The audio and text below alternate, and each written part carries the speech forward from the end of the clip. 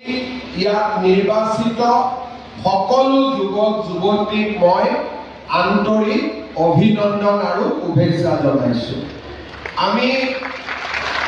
আমি এই পৰ্যায়ত আহিবৰ কাৰণে বহু কষ্ট কৰিছোঁ। ৰাতিপুৱা উঠিছোঁ, দৌৰিছোঁ, কষ্ট কৰিছোঁ। কিমান দিনৰ পৰা দৌৰা প্ৰেক্টিছ কৰি আছিলোঁ?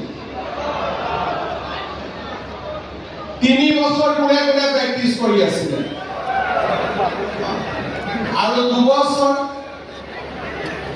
ঠিক আছে। আৰু অকল 1 বছৰ প্ৰেক্টিছ কৰি কোনে কোনে পালে? হাত দাঙকচোন।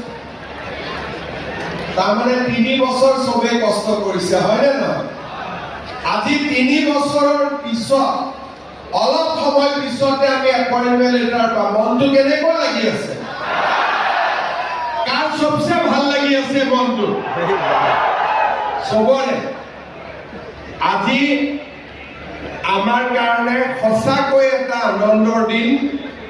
আজি আমি 156 গৰাকী প্ৰাৰ্থীক পুলিচত উপ পৰিদৰ্শক হিচাপে নিযুক্তি দিম আৰু 5410 গৰাকী প্ৰাৰ্থীক আমি কনিষ্টবলৰ চাকৰিত আমি নিযুক্তি দিম।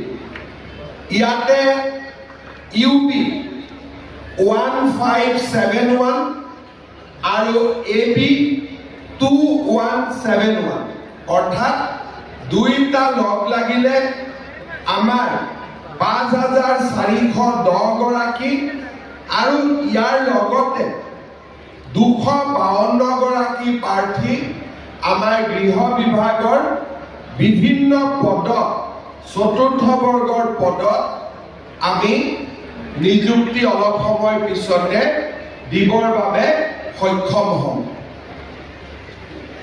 অসম পুলিচত চাকৰি আৰু ইয়াৰ নিযুক্তি প্ৰক্ৰিয়া